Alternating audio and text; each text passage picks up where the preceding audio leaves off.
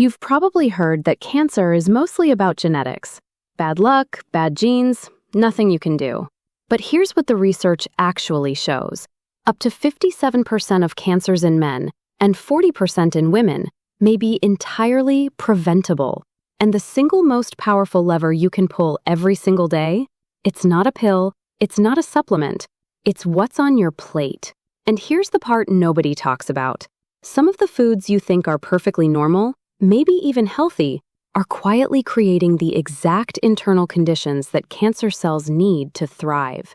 I'm Dr. Sofia, and in this video, I'm going to walk you through the specific foods that shape your body's internal environment, break down the science of how they accelerate or slow down cancer cell growth, and give you a simple, evidence-based framework to shift things in the right direction. We'll also take a very honest look at red meat, because the data there is far more nuanced than any headline you've ever read. Let's start with one of the most underestimated cancer risk factors hiding in plain sight, and it's probably in your fridge right now.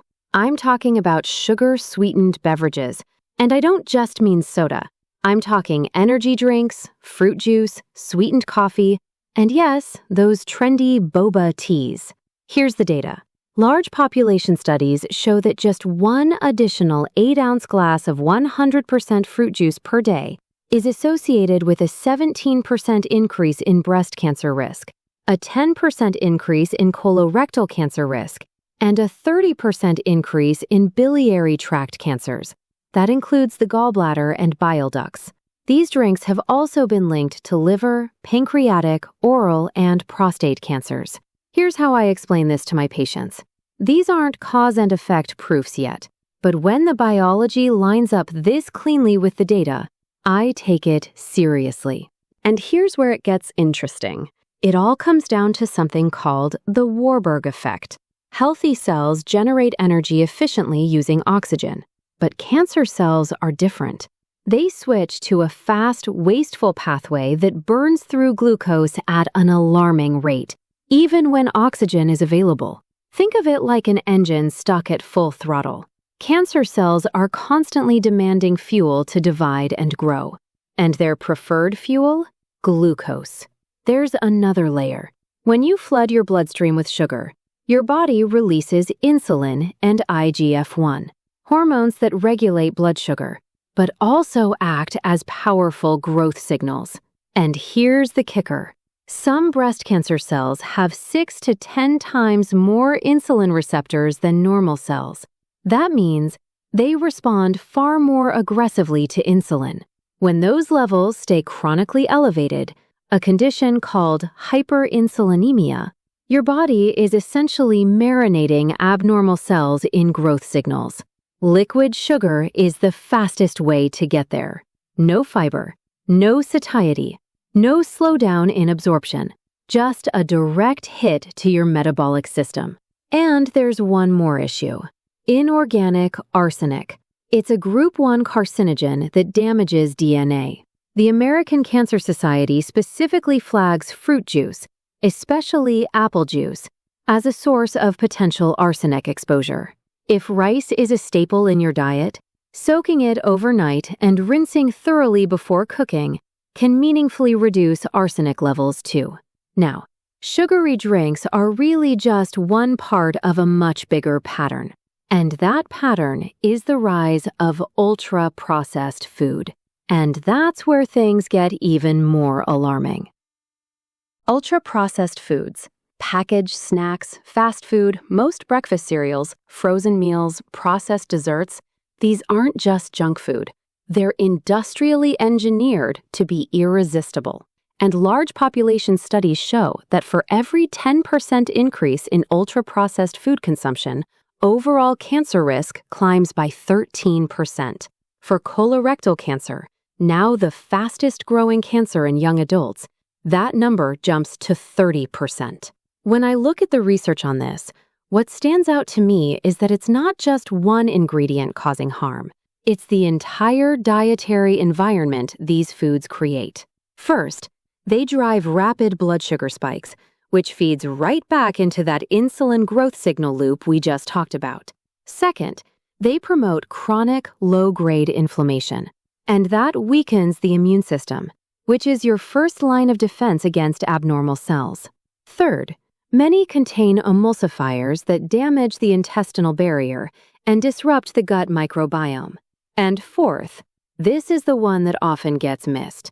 The more ultra-processed food you eat, the less room there is for protective whole foods. You end up short on fiber, short on phytochemicals, short on the vitamins your immune cells need to function. It's not one bad ingredient. It's the whole environment. And speaking of damaging environments, let's talk about one more category that rarely makes headlines in the West. Heavily salted and preserved foods are strongly linked to stomach cancer. High salt concentrations can damage the stomach lining and trigger chronic inflammation. Over time, that repeated irritation makes tissues far more vulnerable to cancer-promoting compounds. Research shows people with high salt intake have roughly a 68% higher risk of gastric cancer compared to those with lower intake.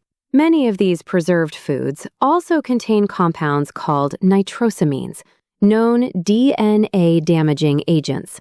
This is a major reason stomach cancer has historically been far more common in regions where salted and pickled foods are dietary staples.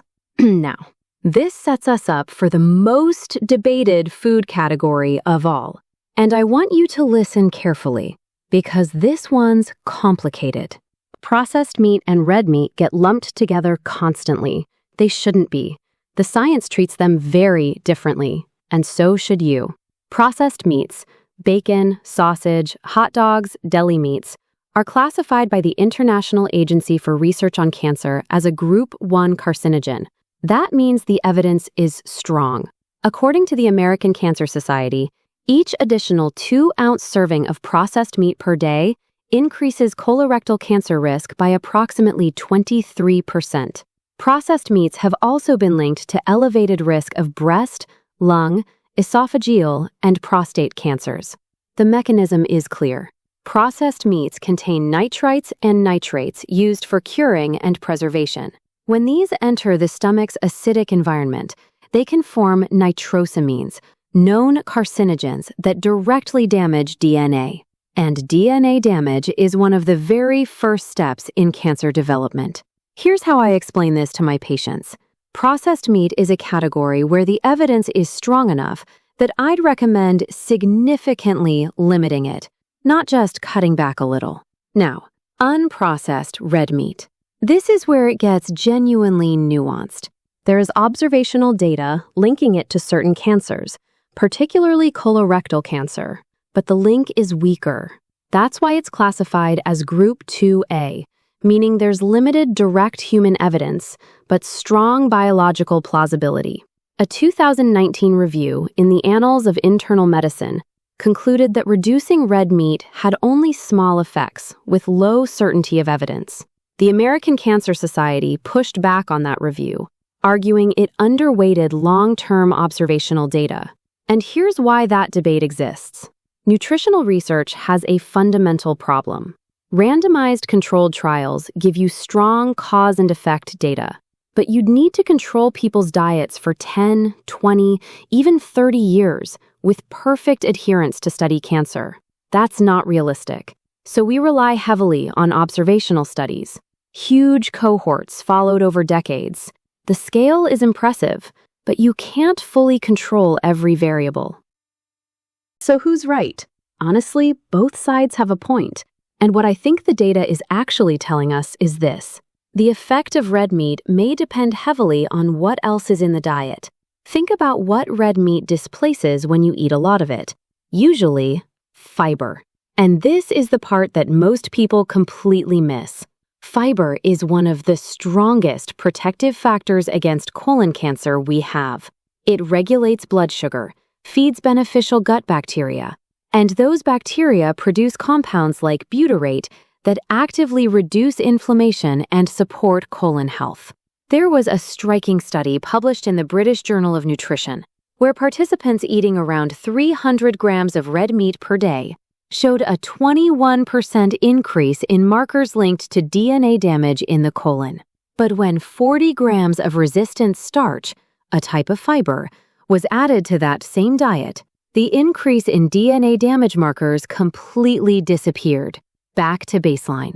You can get resistant starch from whole foods like potatoes, legumes, and green bananas. When I look at the research on this, what stands out to me is that red meat once or twice a week, paired with plenty of fiber-rich foods, looks very different from red meat every day with a low fiber diet. And then there's one more factor that almost never gets discussed: how the meat is cooked. Grilling, frying, or barbecuing meat at very high temperatures produces compounds called heterocyclic amines and polycyclic aromatic hydrocarbons. Both are shown to damage DNA. You can reduce this by pre-cooking meat before grilling to limit high heat exposure, using herb-based marinades with garlic, onion, or vinegar, which research shows helps limit the formation of these compounds, and choosing leaner cuts to reduce fat dripping and charring. So the next time you reach for that snack or that sugary drink, remember, you're not just feeding yourself, you're feeding an environment. Make it one that cancer cells can't survive in. And here's the thing, a lot of what drives that toxic internal environment, it's visceral fat. The deep belly fat most people don't even know they're carrying. In my next video, I'm breaking down the fastest way to lose it in 2026. And it's not what you think. That video is up next. I'll see you there.